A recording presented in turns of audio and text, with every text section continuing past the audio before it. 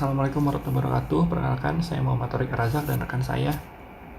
Perkenalkan, nama saya Farhanwar, biasa dipanggil Aran. Baik, kami di sini dari RSCM Teknoekonomi. Kami akan membahas mengenai job order costing. Ya, jadi job order costing ini merupakan salah satu materi yang masuk ke salah satu kisi-kisi di UAS akuntansi biaya nanti. Sekali lagi kami mengimbau bahwa kegiatan ini merupakan sharing. Jadi sifatnya sharing, belum tentu bersifat 100% benar, dan kami anjurkan kepada teman-teman semua untuk tidak menjadikan respons ini satu-satunya referensi untuk belajar pada saat UAS nanti. Baik, yang pertama kita akan langsung masuk nih ke soal A. Jadi ada dua soal, ada soal A dan soal B. Di soal A, soalnya seperti ini. PT Tarik Sis Tbk menerima pesanan dari pemesan untuk membuat jas kondangan sebanyak 500 unit. Di antaranya jas dan blazer. Pesanan ini merupakan pesanan dengan nomor 002. Proses produksi melalui dua departemen, di mana departemen A sebagai departemen pembentukan, sedangkan departemen B sebagai departemen penyelesaian. Pesanan ini diterima pada tanggal 1 Mei 2021 dan akan diselesaikan pada tanggal 31 Mei 2021. Adapun prosesnya adalah sebagai berikut. 1. Vendor Dimitri memesan. Jadi vendor Dimitri ini yang memesannya sebanyak 350 jas. Kodenya J1 dengan harga 50.000 per unit. Yang kedua, toko Lexindo memesan sebanyak 150 unit blazer ya, dengan kode B1 dengan harga 150.000 per unit. Baik, permintaan bahan baku untuk jas departemen A itu adalah sebanyak 1.200 meter persegi dengan harga per meter persegi adalah 5.000. Sedangkan untuk departemen B harganya 1 juta digunakan untuk finishing. Dan untuk pemesanan bahan baku blazer yang departemen A itu dibutuhkan 600 meter persegi dengan biaya per meter itu 7.000. Serta untuk departemen B adalah 700.000, itu untuk finishing juga ya, departemen B itu. Kemudian biaya tenaga kerja langsung untuk memproduksi jas dan blazer adalah sebagai berikut. Yang pertama, biaya tenaga kerja langsung dalam pembuatan jas adalah 2,5 juta untuk departemen A dan 1.200.000 untuk departemen B. Sedangkan biaya tenaga kerja langsung untuk blazer itu 2.100.000 untuk departemen A dan 1 juta untuk departemen B. Kemudian perencanaan BOP per tahun untuk departemen A itu adalah 5 juta. Dan ini dialokasikan untuk 220 jam mesin, tapi ini diabaikan aja si 20 jam mesinnya. Sedangkan untuk departemen B itu 3 juta dengan kapasitas 30.000 jam kerja. Lagi-lagi ini diabaikan. Kemudian untuk tarif BOP departemen A dihitung dengan 50% biaya bahan baku dan tarif BOP departemen B dihitung dengan 80% biaya tenaga kerja langsung. Nah, dari data yang diminta terdapat 3 soal yang harus dijawab. Yang pertama, buatlah job order cost sheet untuk masing-masing pesanan. Yang kedua, hitunglah laba kotor untuk masing-masing pesanan. Dan yang ketiga, hitunglah total BOP yang diberikan untuk periode pesanan tersebut, serta selisih dengan BOP aktual yang tersedia. Baik, kita akan langsung masuk ke jas. Akan dijelaskan oleh Saudara Aran. Silakan Saudara Aran. Baik, terima kasih Saudara Torik. Nah, berikutnya saya akan menjelaskan tentang job order costing untuk yang bagian pertama, yaitu pada bagian jas. Nah, sebenarnya gampang teman-teman. Kita tinggal menyiapkan atau membuat sebelum ulangan, yaitu adalah bentuknya seperti ini. Nah, jadi untuk teman-teman yang kemarin nggak bisa noto untuk UTS, bisa nih sebelum hari sebelumnya menyiapkan mungkin setidaknya 2 kartu pesanan, atau mungkin bagusnya adalah 4 yang terjaga-jaga. Nah, di kartu pesanan sendiri ada bagian-bagian yang perlu diperhatikan, yaitu di pojok kiri atas itu adalah perusahaan dari pembuat kartu pesanan, di mana ini adalah PT Tariksis. Nah, kita tulis dengan Tariksis, tapi boleh juga ditulis dengan PT Tariksis. Untuk di pojok kanannya itu ada job order. Nah, untuk nomornya ini kita di J1, ini didapat dari soal, tadi kan J1 adalah J1. Nah, kemudian kita tulis kartu pesanan, kita di centerin ya teman-teman. Nah, kemudian di bagian bawahnya itu ada 6 bagian penting, yaitu ada nama pesanan, nama pemesan, keterangan, jumlah pesanan, tanggal mulai, dan tanggal selesai. Nah, untuk nama pemesannya, kita tadi tahu itu adalah bahwa Bapak Dimitri atau Dimitri dan keterangannya adalah just, dan ada jumlah pesanan yang adalah sebanyak 350 buah. Dengan tanggal pesanan tadi adalah tanggal 1 Mei 2021, dengan tanggal mulainya adalah bisa di hari yang sama atau di hari berikutnya juga boleh. Dan tanggal selesai adalah 30 Mei 2021. Nah, kemudian karena ini dilakukan di satu departemen lebih, maka kita harus berdasarkan masing-masing departemennya. Jadi kalau misalnya besok ada 3 departemen, jangan panik teman-teman. Tinggal dideskripsikan berdasarkan departemen-departemen saja. Nah, di sini ada departemen dari 2, yaitu ada departemen A dan juga departemen B. Di mana masing-masing setiap departemen itu ada deskripsi adalah bahan baku, upah langsung, dan juga proyek publik. Nah, di bawahnya itu ada tulisan bukti nomor dan juga jumlah. Nah, untuk departemen A, yaitu bahan baku, dan bukti nomornya untuk saat ini kita tidak ada. Jadi kalau ada, mungkin bisa disertakan pada hari ujian.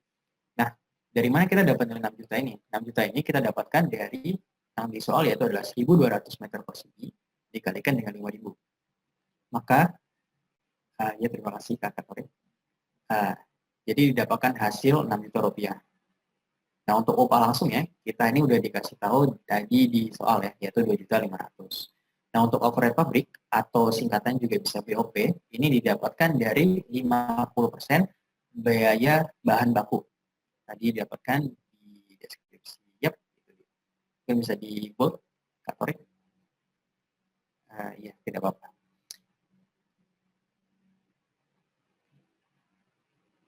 Oke.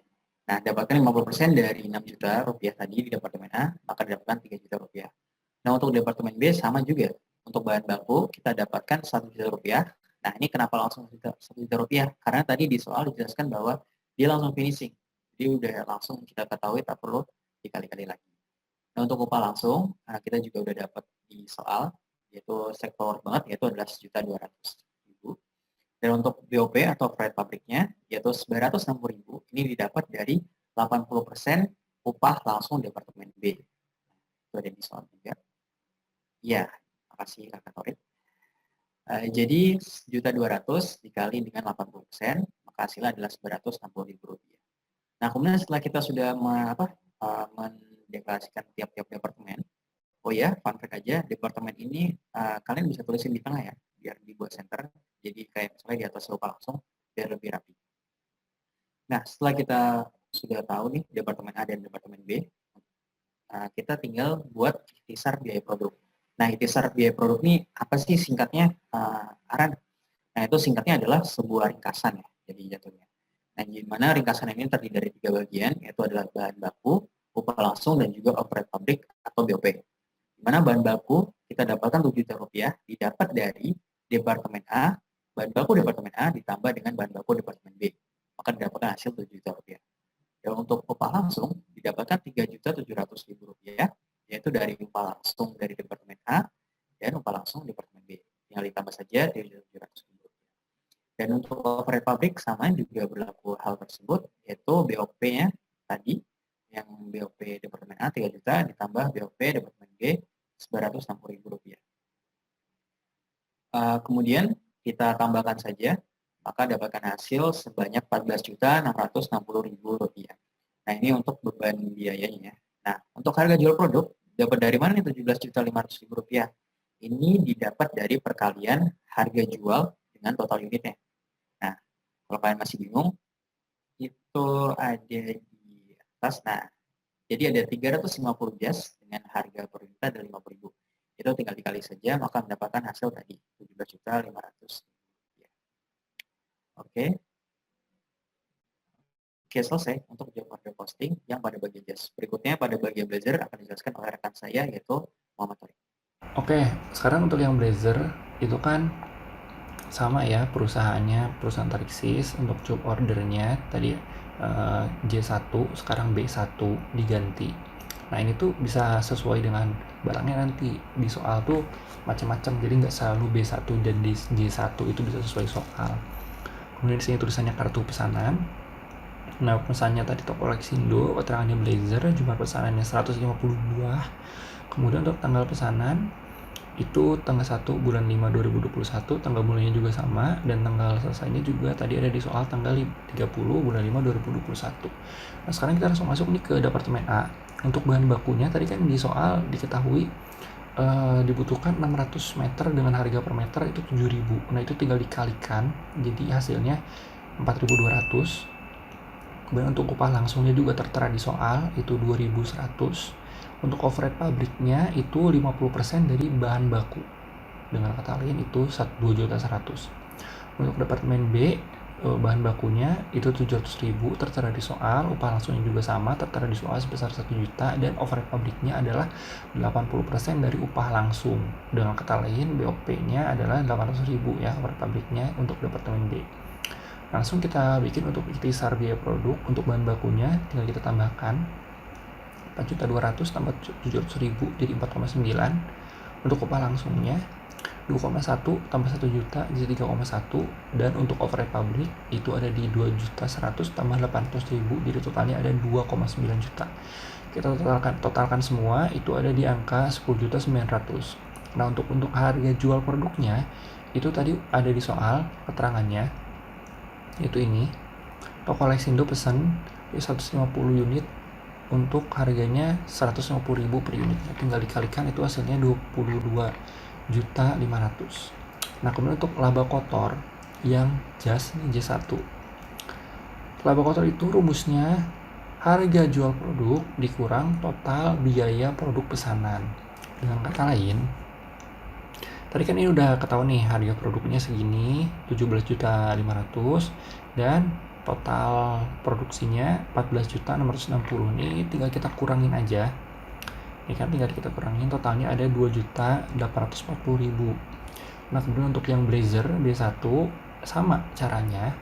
Itu untuk laba kotor harga jual produk nih 22.500.000 dikurang total biaya produksi ini 10.900.000. Nah, hasilnya berapa? Hasilnya 11.600.000. Nah, kemudian yang nomor 3, ini kan ditanya total BOP dan selisih dengan BOP aktual ya. Nah, caranya gampang banget. Kita tinggal tulis aja BOP yang diketahui di masing-masing kartu pesanan. Nih, yang di jas itu kan BOP-nya overhead pabrik nih 3.960.000 kita tulis. Nah, kemudian untuk blazer juga sama 2.900.000 kita tulis di sini, tulis tuh. Nah, kemudian untuk BOP aktualnya ini 8 juta. Dapat dari mana? Dari soal. 8 juta dari mana angkanya? Itu ada nih. Kita lihat. Nah, kan di sini keterangan nih. Perencanaan BOP per tahun untuk departemen A sebesar 5 juta. Kemudian untuk departemen B sebesar 3 juta. Nah, 3 juta ditambah 5 juta totalnya 8 juta. Tinggal kita tambahin aja. Nah, setelah BOP ini sudah kita ketahui, nah kita tinggal hitung nih selisih BOP-nya berapa. Nah, selisih BOP yang dibebankan itu tinggal kita tambahin aja. Tadi BOP-nya J1 sebesar 3 juta 960.000 dan ditambah BOP yang blazer 2.900.000. Nah, ditambahkan hasilnya ini 6.860.000 dan dikurangi dari BOP aktual sebesar 8 juta tadi. Hasilnya adalah minus, harusnya kan minus 1.140.000. Tetapi kalau misalkan di perhitungan BOP itu kita ada namanya under allocated dan over allocated. Nah, ini keterangannya. Apabila BOP yang direncanakan lebih besar daripada BOP aktual, maka over allocated. Atau dengan kata lain perusahaan untung. Tetapi apabila BOP yang dibebankan lebih kecil daripada BOP aktual, maka under allocated atau perusahaan rugi. Nah, untuk yang kasus ini kan BOP yang dibebankannya itu 6.860.000, sedangkan BOP aktualnya, BOP yang sebenarnya itu 8 juta. Dan katanya perusahaan rugi dong. Ini kan minus kan harusnya kan. Minus 1.140.000. Jadi perusahaan itu rugi. Di BOP-nya itu 1.140.000. Makanya dia under allocated seperti itu.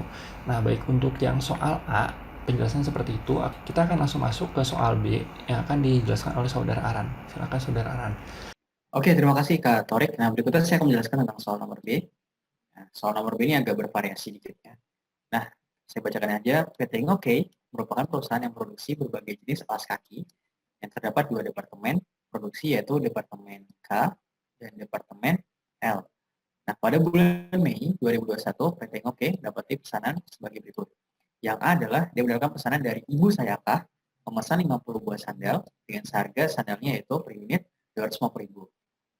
Yang artinya totalnya adalah sebesar Rp12.500.000.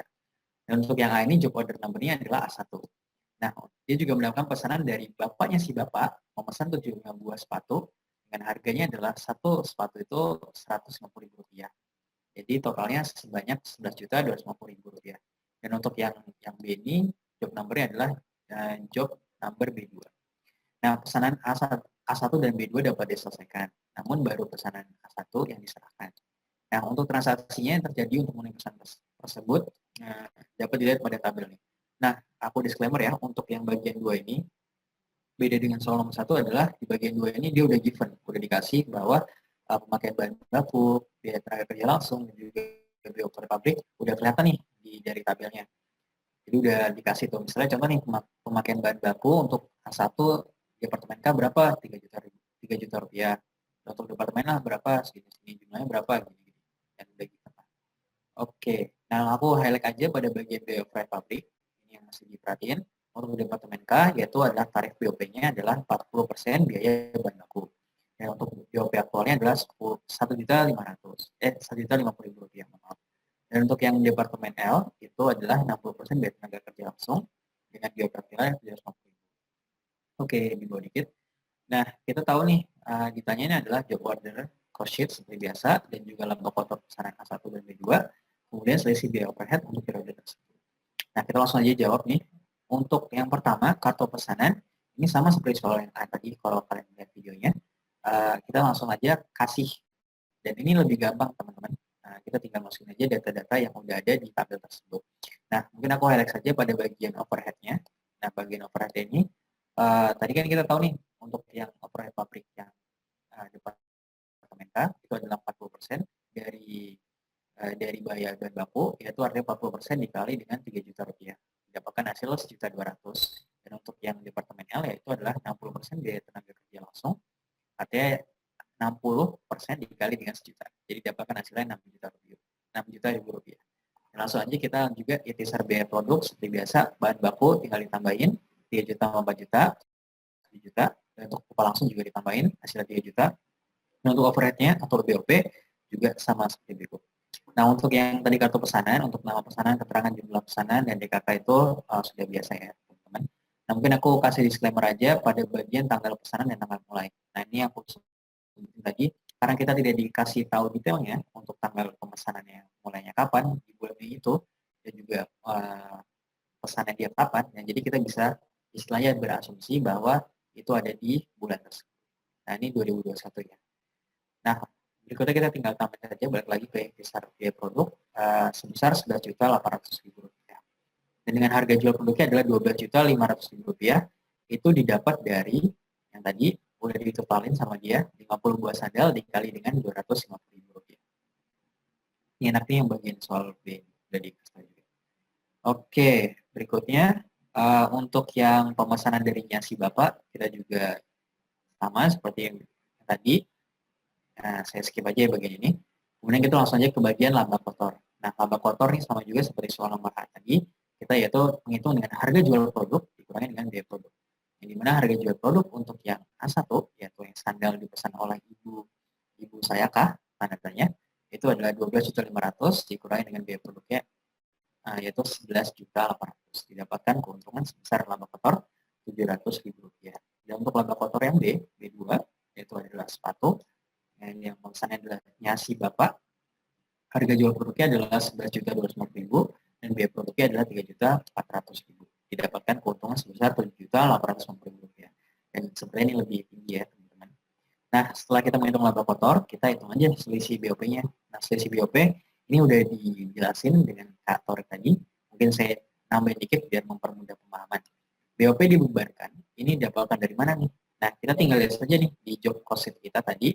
Untuk BOP yang pertama, kita mendapatkan overhead pabriknya sebesar Rp1.800.000. Nah, mungkin kalian bisa lihat di kertas kalian atau di screen ya. Mungkin Kak Torik lupa di scroll atas. Atau di bawah. Nah, untuk yang ya, terima kasih Kak Torik.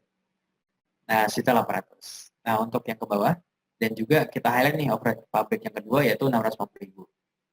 Maka kita tinggal tambahkan saja yang tadi 1.800 ditambahkan dengan 650.000, didapatkan BOP dibebankan. Nah, untuk BOP sesungguhnya ini udah given, tadi udah ada di tabel di atas, yaitu sebesar yang Departemen K yaitu adalah 1.500.000 dan Departemen L adalah 750.000. Jadi tinggal ditambahkan sebesar 180.000. Nah, kita tinggal kurangkan saja, didapatkan 650.000. Dan di sini keterangannya adalah auto allocated. Di mana tadi catatannya adalah apabila BOP dibebankan lebih besar daripada BOP aktual, maka auto allocated atau perusahaan untung. Dan apabila BOP dibebankan kurang dari BOP aktual, maka under allocated atau perusahaan rugi. Nah, ini biar mempermudah pemahaman saja. BOP aktual itu bisa dibilang biaya yang sesungguhnya kita bayar. Nah, untuk BOP yang dibebankan itu bisa kayak prediksi kita nih ancang-ancangnya mau bayar berapa. Sebagai contoh gini, kalau kita ambil contoh BOP dibebankan, kita udah hitung nih, kita mesti bayar bulan ini BOP-nya adalah 10 juta. Oke ya. Nah, sedangkan kita pada kenyataannya kita cuma bayar 8 juta rupiah. 8 juta doang. Nah, secara otomatis selisih 2 juta itu dianggap sebagai keuntungan kan. Nah, karena kita tadi udah ngitung, wah kita ngeluarin 10 juta nih. Yang dia tuh BOP dibebannya 10 juta. Sedangkan BOP sesungguhnya cuma ada 8 juta doang. Jadi kita untung 2 juta. Dan 2 juta ini dinamakan auto allocated. Dimana perusahaan untung. Nah, berlaku juga sebaliknya. Jadi kalau misalnya itu kita negatif, itu nanti namanya adalah under allocated atau perusahaan. Nah, mungkin cukup sekian yang bisa kami sampaikan. Tips dari aku adalah pada bagian job order posting ini, jangan lupa buat di hari sebelumnya kayak ini ya,